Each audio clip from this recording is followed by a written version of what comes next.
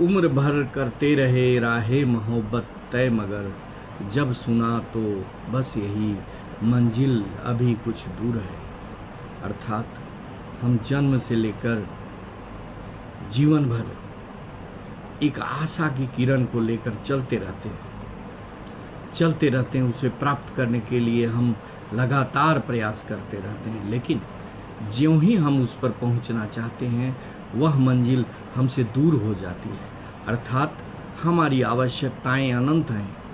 एक आवश्यकता की पूर्ति करते हैं तब तक दूसरी आवश्यकताएं हमारे सम्मुख आकर खड़ी हो जाती हैं। हमारी जीवन का सबसे कष्टदायक चीज़ है हमारी आवश्यकताओं का बढ़ना, बढ़ती हुई आवश्यकताएं, बढ़ती हुई चीज़ें और उनको प्राप्त करने की लालसा हमें सुख से चैन से जीवन व्यतीत करने नहीं देता। हम लगातार उसे प्राप्त करने के प्रयास में लगे रहते हैं और समय का पहिया चलते रहता है। हमारा समय समाप्ति की ओर चलता चला जाता है और जो वास्तव में करना चाहिए उसको हम कर नहीं पाते, सिर्फ अपनी लालसा को प्राप्त करने के लिए दौड़ते चले जाते हैं। टाइम इज़ गोइंग ऑन, किसी के कहने पर समय रुकता नहीं है। समय आएगा नहीं, समय जाएगा। हम बढ़ेंगे नहीं, हम बूढ़े होंगे। इसलिए समय का महत्व को समझना है। अभी जो चीज़ है वह वर्तमान है, जो बीत चुका वो भूत था और जो आने वाला है वो भविष्य है। भूत तो हमारे शरीर, हमारे जीवन में आकर चला गया, अब किसी भी प्रकार से हम उसको लौटा नहीं सकते।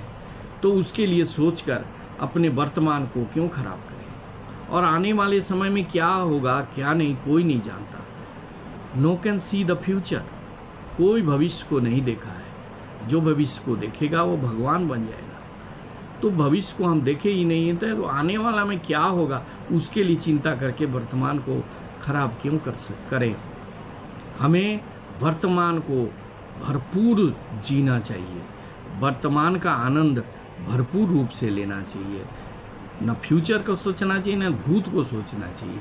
वर्तमान में हम क्या कर सकते हैं, हम क्या प्राप्त कर सकते हैं, हमारी औकात क्या है, उसको देखते हुए हम अपने रास्ते पर चलें।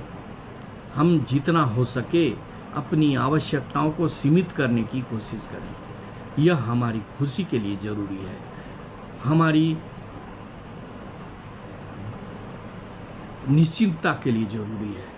इसलिए हम आवश्यकताओं को कम करें। सादा जीवन उच्च विचार के कथन को चरितार्थ करने की ज़रूरत है। जितना ही हम अपनी आवश्यकताओं को कम करेंगे, दूसरे का देखा देखी नहीं करेंगे, उतना ही हम सुख चैन से अपना जीवन व्यतीत कर पाएंगे। लेकिन आज का यह विकसित दुनिया, बढ़ती हुई दुनिया हमारे को चैन से रहने नहीं देता है। हमें अनेक प्रकार की लालसाएं उत्पन्न कर देता है हमारे मन में, हमारे तन में, हमारे विचार में, जिसके कारण उसको प्राप्त करने के लिए हम दौड़ लगाते हैं और थक कर हाँफने लगते हैं।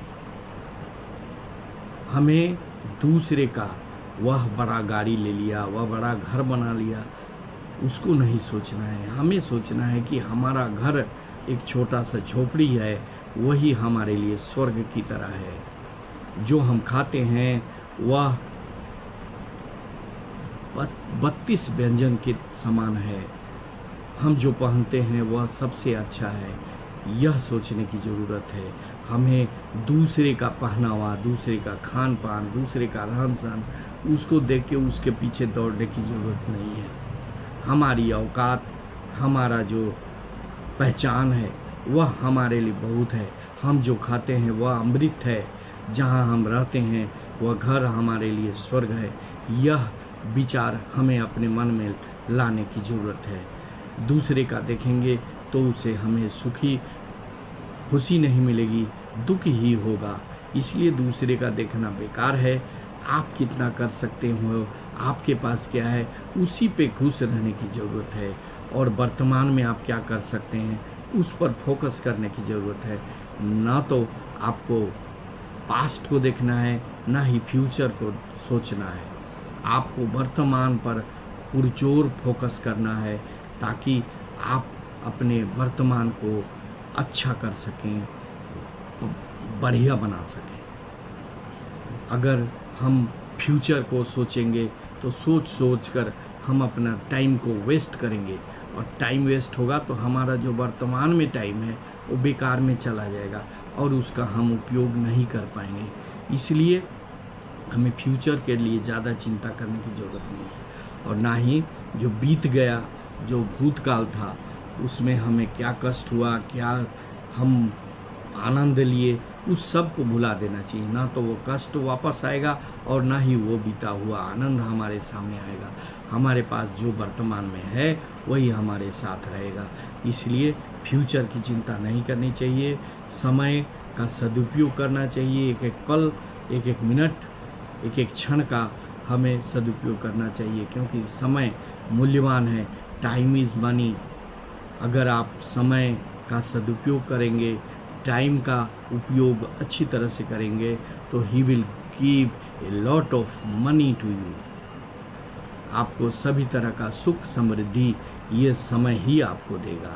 समय से ही सब कुछ होता है। समय के अनुसार ही सब काम को करनी चाहिए।